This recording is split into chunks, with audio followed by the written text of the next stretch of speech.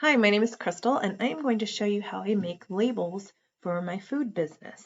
So here I am in Canva, and if you need more information on that, I will have a separate video on how to get yourself a free Canva account.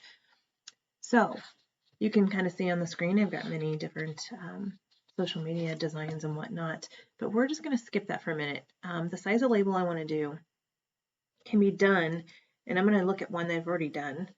You can go over here to resize, and I can then see the width is 3.33 by 4. I already know that's the size I want. So you can click Create a Design, Custom Size, 3.33 by 4. Now note, this is inches, not pixels. So when I do that, it changes back. So you just want to override that, create new design. So you can see here's my blank canvas. Now I'm going to close that and move on to what I already have set up. Up here I have a title, it's called More Candy Labels. It's just something I named it. And so what I want to do is I want to start by putting in my logo. I keep this consistent with everything I do. So I'm going to go over to Uploads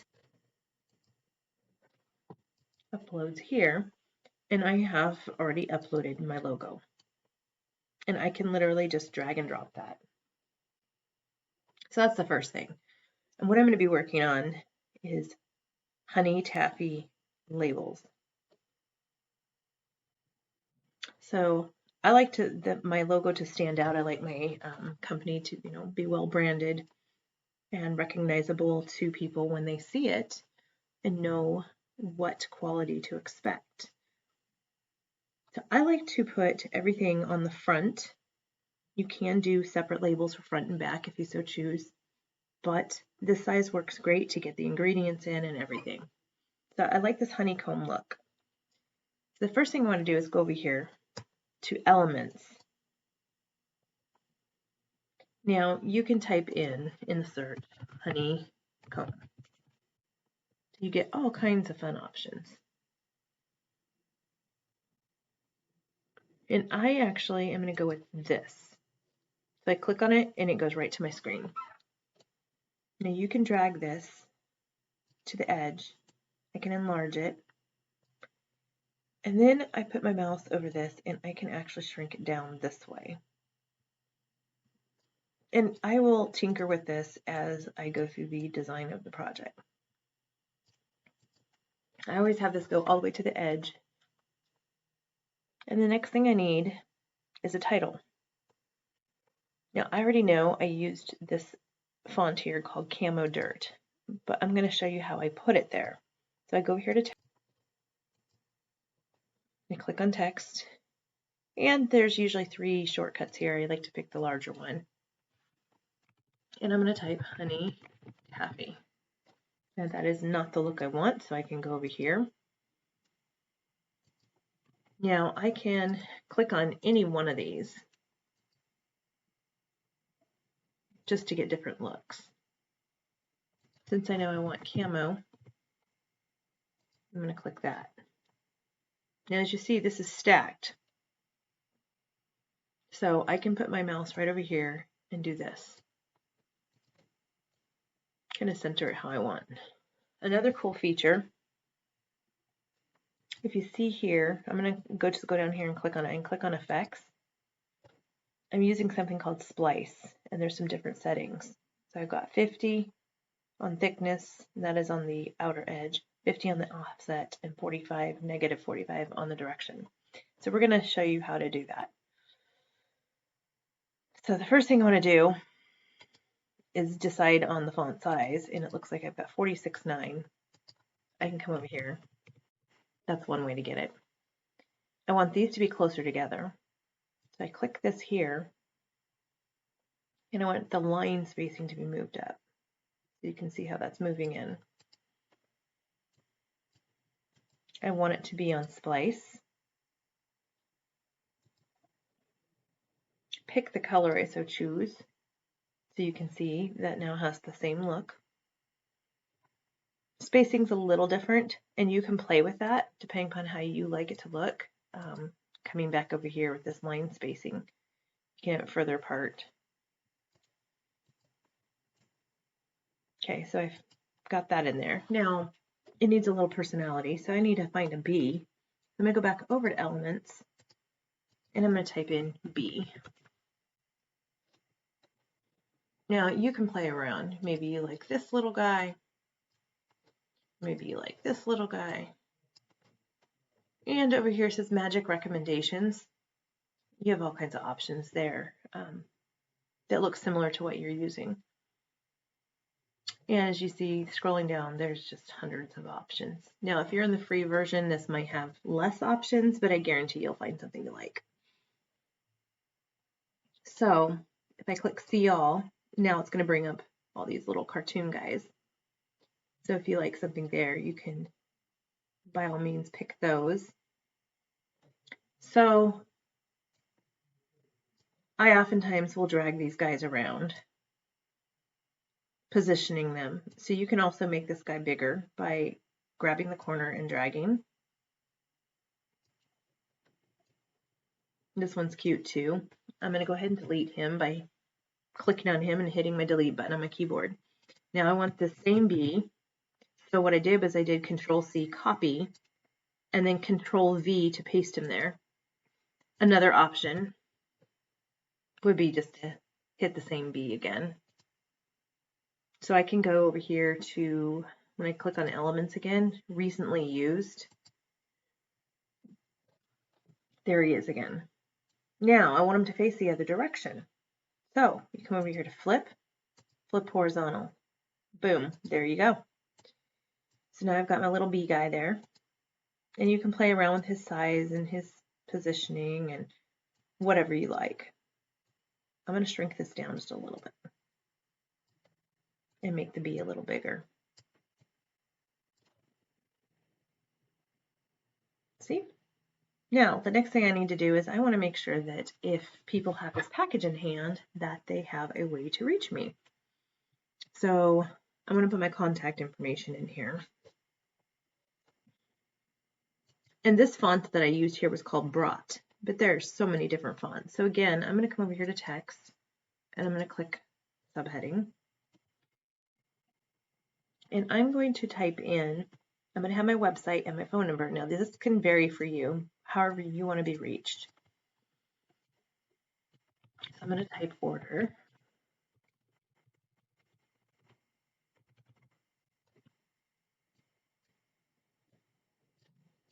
And I'm going to put in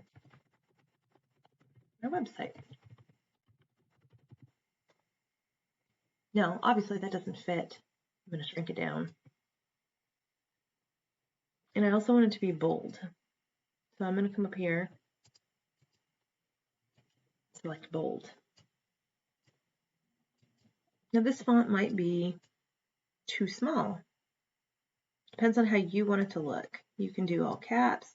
You could change the font. So one of the ways you can do that, and I'm going to enlarge this screen here, is I can come over here, and I'm using something called Molly. I like this one called Anton. So it makes it nice and tall and bold. So that's another option.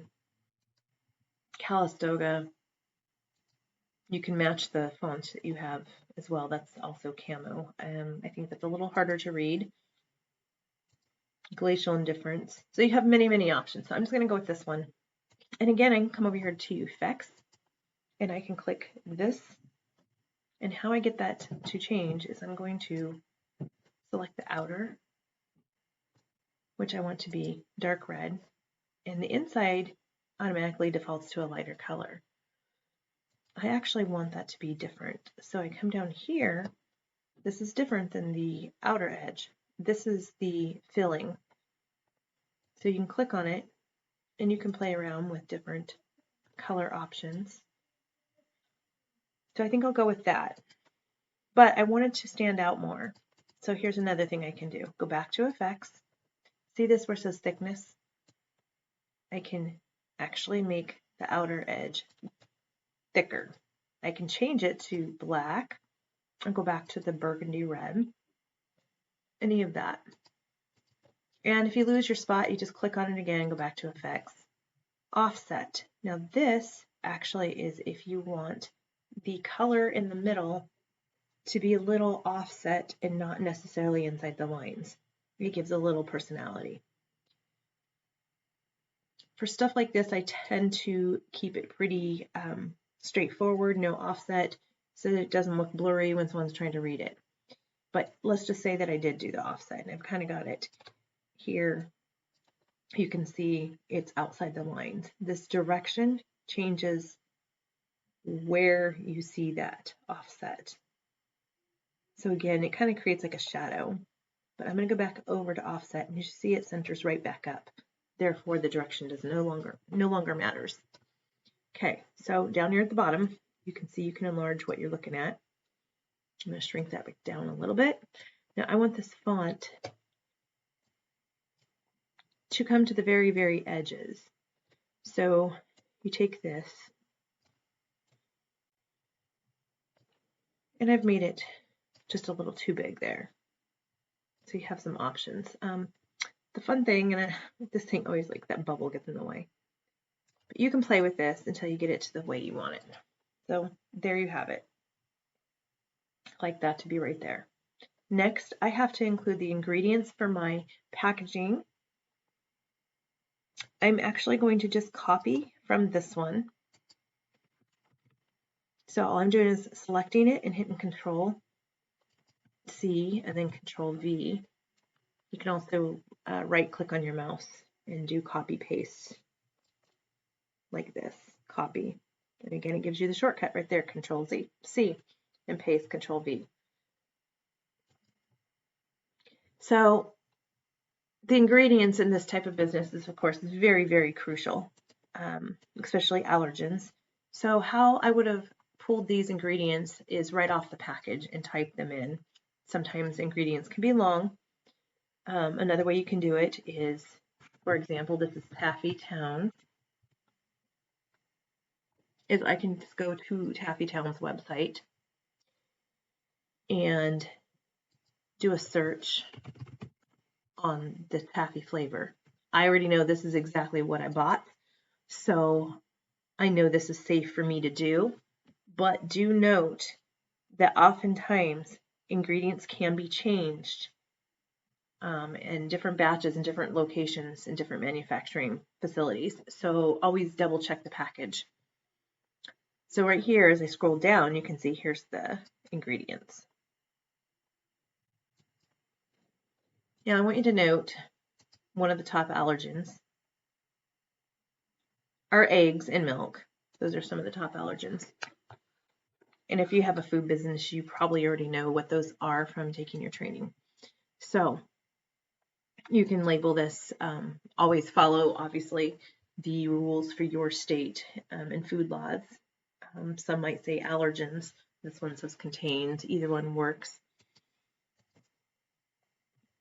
But the cool thing too is you can use this line spacing. So if you want to play with how that fits. I also have heard that some regulations require a certain size font. So you're going to have to look at that. So this is only showing a 6.2 font. If there's some kind of requirement that you have to do 10, you can see how that takes up almost all of the space there. And that is way too big for what I'm doing. And I'm going to just drag this back to the way I had it. I can even make it smaller. You can just drag this here, and as you can see, it kind of moves it along. Now, we like to use this freeze-dried and packaged on. You might have a best buy date. However your regulations are, follow that. But I like to leave a blank space here for inserting the date. And I actually do that with a stamp, an old-fashioned stamp at the time of packaging, because I may print out several sheets of this honey taffy. Okay, so the next thing I need on here is the statement. This one is under the cottage food laws. We're actually in the process of our commercial kitchen. So this may change what is required to be on my label, but you get the idea. So if you have required statements, required information, you can place it there. Again, you can play with font size and whatnot. Now, the last but not least, I need to have the weight. I like to use like a little colored bar to kind of highlight it. And how I can get that is I can go over here to Elements, Lines and Shapes. I'm going to go ahead and click See All. So you have all kinds of options. My most favorite one is just this simple little box. And I'm going to shrink this down so you can see it. So it just defaulted to, I guess, a color I had on my screen. Now, obviously, I don't want a big square like that, so I can actually drag and drop and make him whatever size I want. Now, what I'm going to do here is I'm going to bring this guy up a little. So this is where you start playing around and manipulating the size of things, whatnot. So if I decide that I need more space, I might move this guy up, the bee, and I can shrink this honeycomb down. See that there? And then I'm just going to move everything up by drag and drop. And I know that I have plenty of white space here to stamp my dates. So now I have more space. I like to have this bar, but that's not the color I want. I want to go with something a little less dark. So I'm going to go with this yellow.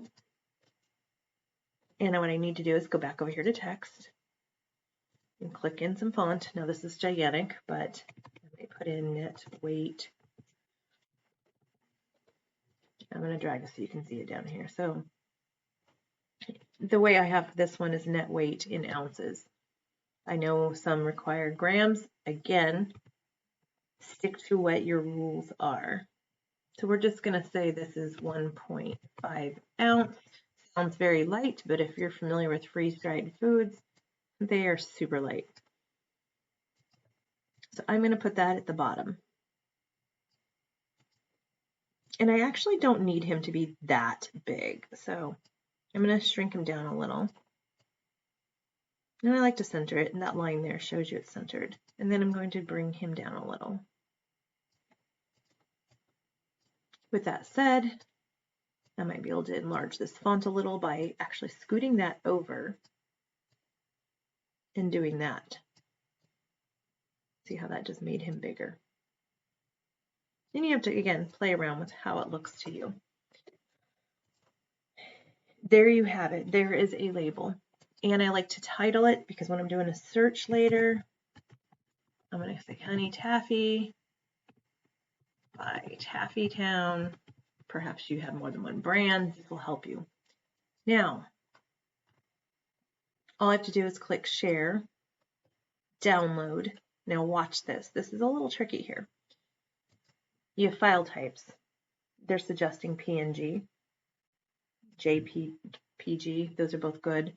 I'm not doing a PDF or a video or a GIF. So we're just going to use what they're suggesting in this case, but sometimes, depending upon what I'm working in, it might default to an MP, what do you call it? The MP4 videos. So just be aware what it's defaulting to. So going back again to download. Now, this is what I wanted you to watch for. Select all pages. It defaults to all pages. And then it compresses them into a file that you have to unzip. Well, I have multiple labels in here. So I'm going to uncheck it. And it brings up the current page, which is generally what you're going to see on your screen. Page 17, page 17.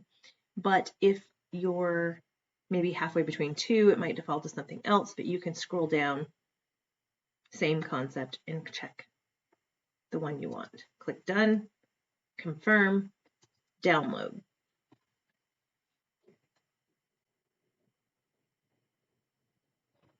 And then you're just going to save this file where you want to save it. I'm just going to say honey taffy label. I do like to date things because sometimes I make different revisions and it's easier to find by date. Okay, so that is how you design a simple food label in Canva. And of course you can do this so many different things, so many different sizes, and get creative with your product. As you can see, I've done several different ones. I kind of like the little cartoony looking pictures. So there you have it. Thank you so much, and watch for my next video. We will be making more.